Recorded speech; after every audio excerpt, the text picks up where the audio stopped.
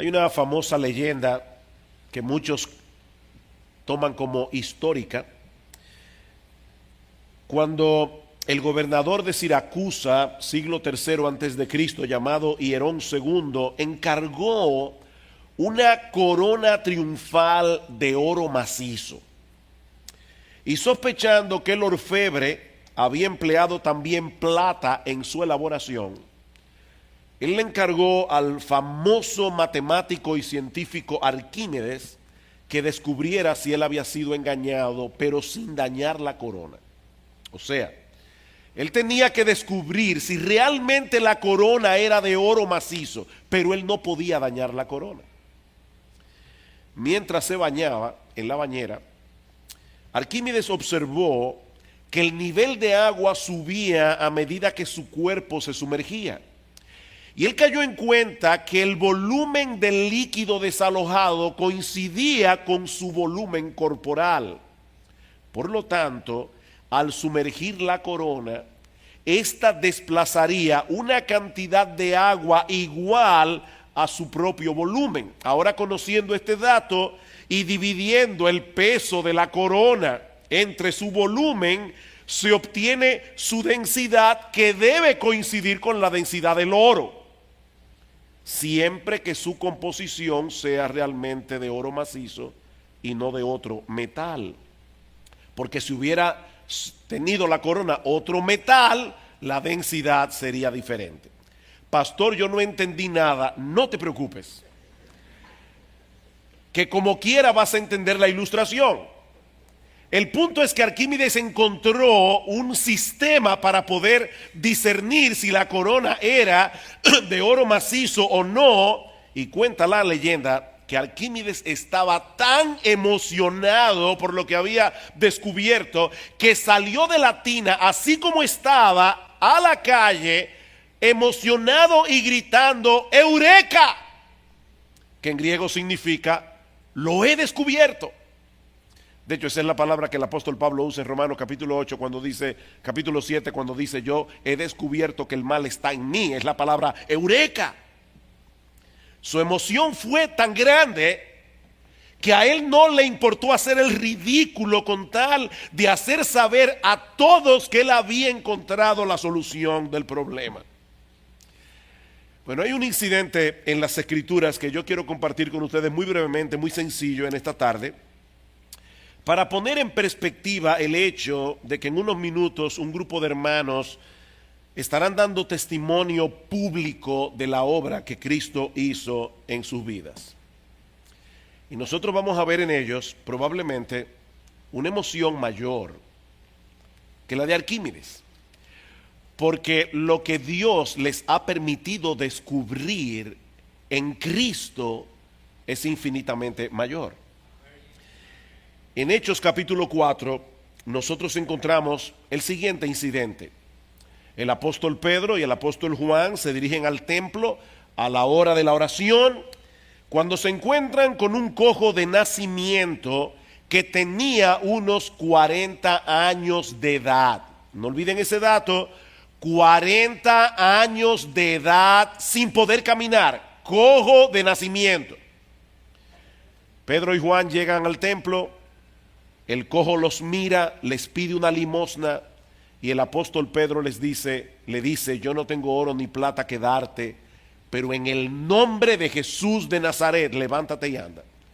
40 años siendo cojo y de repente se le afirmaron los pies y este individuo tenía una emoción tan grande que sin importarle hacer el ridículo, entró al templo saltando y alabando a Dios por el milagro que había sido hecho en su vida.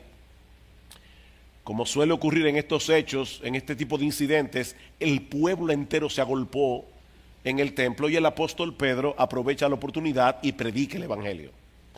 Los líderes religiosos de Israel se dan cuenta de que tienen un problema porque el cojo era muy conocido. Así que ellos quieren callar a los apóstoles. Ellos quieren callar a los cristianos. Ellos no quieren que los cristianos den testimonio de lo que había sido hecho en sus vidas. Y dice en el versículo 5 del capítulo 4 del libro de los Hechos: aconteció al día siguiente que se reunieron en Jerusalén los gobernantes, los ancianos y los escribas, y el sumo sacerdote Anás y Caifás y Juan y Alejandro y todos los que eran de la familia del sumo sacerdote. Y poniéndoles en medio le preguntaron: ¿con qué potestad o en qué nombre habéis hecho vosotros esto? Entonces Pedro, lleno del Espíritu Santo, dijo: gobernantes del pueblo y ancianos de Israel, puesto que hoy se nos interroga acerca del beneficio hecho a un hombre enfermo, de qué manera éste haya sido sanado, sea notorio a todos vosotros y a todo el pueblo de Israel que en el nombre de Jesucristo de Nazaret, a quien vosotros crucificasteis y a quien Dios resucitó de los muertos, por él este hombre está en vuestra presencia sano. Este Jesús es la piedra reprobada por vosotros los edificadores, la cual ha venido a ser cabeza del ángulo, y en ningún otro hay salvación, porque no hay otro nombre bajo el cielo dado a los hombres en que podamos ser salvos. Pedro no se limitó a decir: nosotros hicimos esto en el nombre de Jesús, que fue lo que ellos le preguntaron. ¿Con qué potestad o en qué nombre ustedes hicieron esto? Y Pedro aprovecha para decirles: en el nombre de ese Jesús a quien ustedes crucificaron y a quien Dios resucitó de los muertos. En otras palabras, lo hicimos en el nombre del Mesías. Lo hicimos en el nombre de ese Salvador victorioso que murió en una cruz para sustituir a pecadores, pero ese Jesús resucitó al tercer día. Ese Jesús ascendió a los cielos. Ese Jesús está sentado a la diestra del Padre, y ese Jesús todavía sigue actuando en el día de hoy. Porque fue ese Jesús el que sanó a ese cojo, no fuimos nosotros. El apóstol Pedro no llamó la atención sobre ellos. El apóstol Pedro de inmediato llamó la atención sobre Jesús, y citando el Salmo 118, que ellos entendían muy bien porque conocían el Antiguo Testamento, le dice: este Jesús es la piedra reprobada por vosotros los edificadores. Cuando en Israel se iba a hacer una edificación, las piedras eran cuidadosamente examinadas por el constructor. Si la piedra no encajaba, era desechada. Bueno, Jesús fue desechado por los hombres. Y sin embargo, dice versículo 11: pero esa piedra que ustedes rechazaron como si fuera inservible, ha venido a ser cabeza del ángulo. Esa es la piedra principal del gran templo que Dios está construyendo, de hombres y mujeres salvados por gracia. Y Jesús es la piedra angular. La iglesia no está edificada sobre ningún hombre. La iglesia está edificada sobre Jesús, el Mesías, el Salvador, el Dios encarnado que murió por nuestros pecados. Y ahora Pedro trae una aplicación contundente: y en ningún otro hay salvación. En ningún otro hay salvación. Nosotros estamos viviendo una época bien pluralista. Ahora todo vale, lo que suena intelectual, es decir, en todas las religiones hay algo bueno. Nosotros debemos ver qué es lo que nos une, no lo que nos separa. Buda, Mahoma, todo es más o menos lo mismo. No hay nadie como Jesús, porque solo Él es Dios. Solo Él es el Dios encarnado. Solo Él murió por nuestros pecados. Solo Él resucitó. Por lo tanto, en ningún otro hay salvación. Ni en el nombre de Mahoma, ni en el nombre de Buda, ni en el nombre de ningún otro líder religioso. Solo en Él hay salvación. En ningún otro hay salvación, porque no hay otro nombre bajo el cielo dado a los hombres en que podamos ser salvos. Solo en Jesús. Los líderes religiosos de Israel se dan cuenta que el problema que ellos tienen es serio.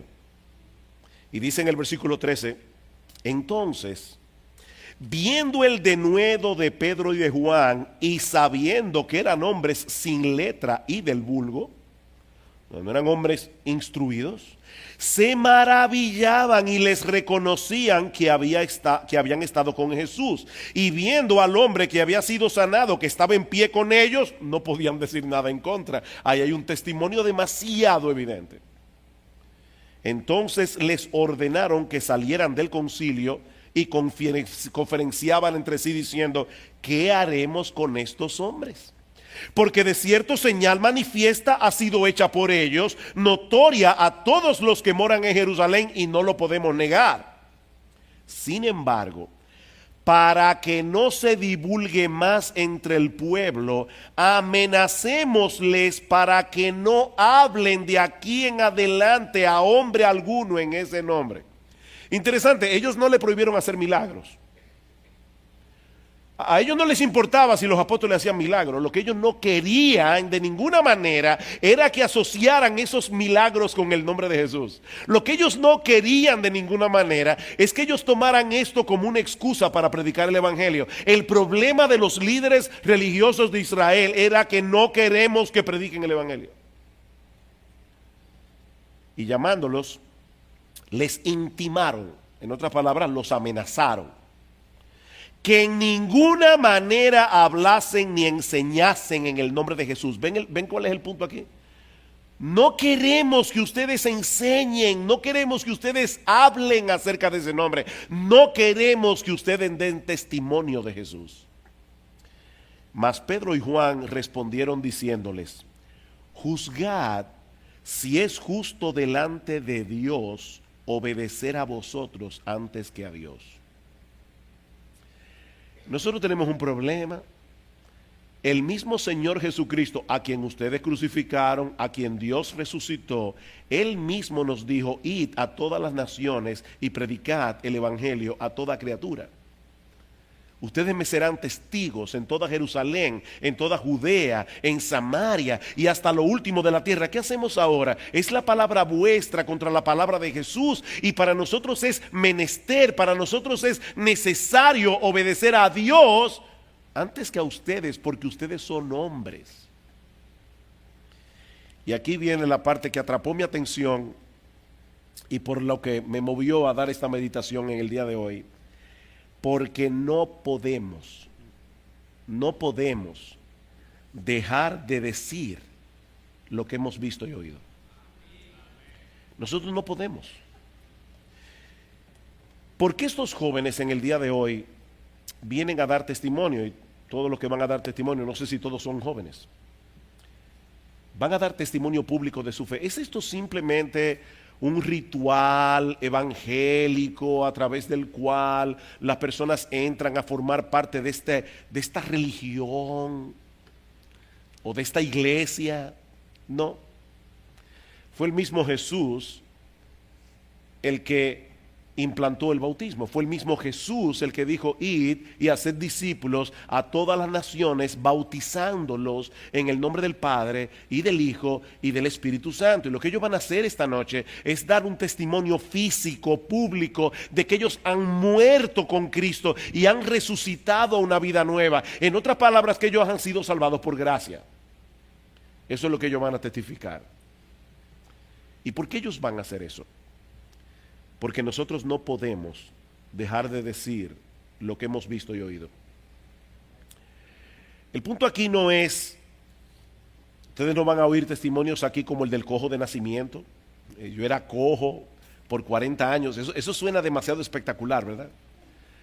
No, lo más espectacular es que Dios tome a pecadores que están ciegos, pecadores que se adoran a sí mismos, pecadores que aman su pecado, pecadores que confunden la esclavitud con libertad. Dios les abre los ojos, les transforma el corazón, les hace ver su pecado y luego les hace ver a Cristo como un gran Salvador. Y entonces estas personas voluntariamente abrazan a Jesús por la fe, de tal manera que ahora quieren decirle a todo el mundo: yo soy cristiano.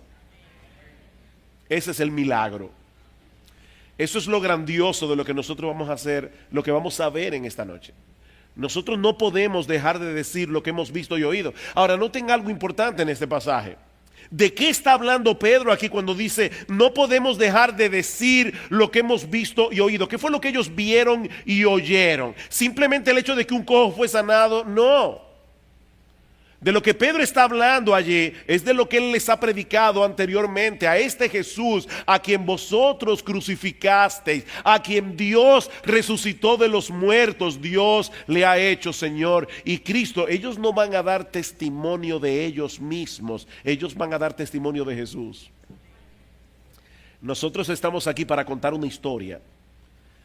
Hay personas que vienen a dar testimonio de lo que pasó en sus vidas y dice: yo antes tenía una vida vacía y Jesús me llenó. O como yo leí ayer, fui a un banco el viernes a hacer una diligencia y vi que en el mostrador una de las cajeras tenía una piedrecita muy bonita pintada que decía: si quieres ser feliz, ven a Cristo. No, no es de eso que ellos van a dar testimonio, porque hay personas que pueden decir: mira, yo antes tenía una vida vacía y comencé a practicar yoga y es increíble el impacto que eso ha tenido en mi vida está plena. De hecho, hay personas que dicen: yo vivo de fiesta en fiesta, yo no tengo una vida vacía, yo vivo feliz de la vida.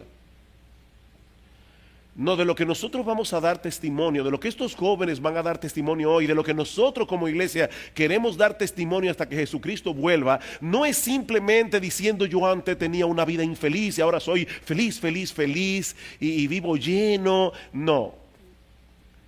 Nosotros queremos anunciarle al mundo que hace más de 2000 años Dios, la segunda persona de la Trinidad, se hizo hombre y murió en una cruz para sustituirnos allí y cargar con nuestra culpa por causa de nuestros pecados. Nosotros estamos anunciando un hecho. Estamos anunciando algo histórico. Jesús vino al mundo, Jesús vivió 33 años de una vida perfecta, sin haber cometido un solo pecado. Y a pesar de eso fue luego juzgado como un criminal, fue condenado a la muerte. Y detrás de eso, ¿saben quién estaba orquestando todo? Su propio Padre. Porque Jesús vino voluntariamente a morir. Más adelante, si seguimos leyendo la historia, dice que cuando los apóstoles fueron amenazados para que no siguieran hablando en el nombre de Jesús, dice en el versículo 23: y puestos en libertad, vinieron a los suyos y contaron a todos lo que los principales sacerdotes y los ancianos les habían dicho. Y ellos, habiéndolo oído, dijeron: bueno, señores, tenemos que ser más prudentes. Vamos a buscar una manera de dar testimonio del Señor, pero tal vez podemos hacerlo enviando cartas anónimas a los habitantes de Jerusalén y diciendo lo que pasó aquí, porque esto es un riesgo muy grande. No. Dice: habiéndolo oído, alzaron unánimes la voz a Dios y dijeron: soberano Señor, tú eres el Dios que hiciste el cielo y la tierra, el mar y todo lo que en ellos hay, que en boca de David dijiste: ¿por qué se amotinan las gentes y los pueblos piensan cosas vanas? Se reunieron los reyes de la tierra y los príncipes se juntaron en uno contra el Señor y contra su Cristo, porque verdaderamente se unieron en esta ciudad contra tu santo Hijo Jesús, a quien tú ungiste, Herodes y Poncio Pilato, con los gentiles y el pueblo de Israel. Y ahora escuchen: para hacer cuanto tu mano y tu consejo habían antes determinado que sucediera. Herodes, Poncio Pilato, los judíos, los soldados romanos que clavaron a Cristo en la cruz, ellos fueron culpables, ellos son responsables de su pecado, pero sin saberlo, ellos estaban llevando a cabo el plan redentor de Dios, que consistía en vencer la muerte a través de la muerte de Cristo. Y es de eso que Pedro dice: nosotros no podemos dejar de decir lo que hemos visto y oído. Hermanos, si Arquímedes salió por toda la ciudad como un loco, diciendo: ¡Eureka!, ¿cómo podemos dejar de decir lo que hemos visto y oído? Nosotros que sabemos que hay una condenación que se encuentra sobre todo hombre por causa de su pecado, nosotros que sabemos que esta vida termina en un juicio, nosotros que sabemos que algún día todos los hombres se presentarán delante del tribunal de Dios, porque dice la Biblia que todas las cosas están desnudas y abiertas a los ojos de aquel a quien tenemos que dar cuenta, nosotros que sabemos que Jesús, la segunda persona de la Trinidad, asumió una naturaleza humana, se hizo hombre para venir voluntariamente a morir en esa cruz por causa de nuestros pecados, y ahora hay salvación, perdón de pecados, vida eterna para todo aquel que confía en Jesucristo. ¿Cómo podemos callar? No podemos dejar de decir lo que hemos visto y oído. De manera que lo que ustedes van a ver en esta noche es simplemente un grupo de hermanos y hermanas salvados por la gracia de Dios, que están diciéndole a un mundo en oscuridad, a un mundo en tinieblas, a un mundo incrédulo: hemos sido salvados por la gracia de Dios.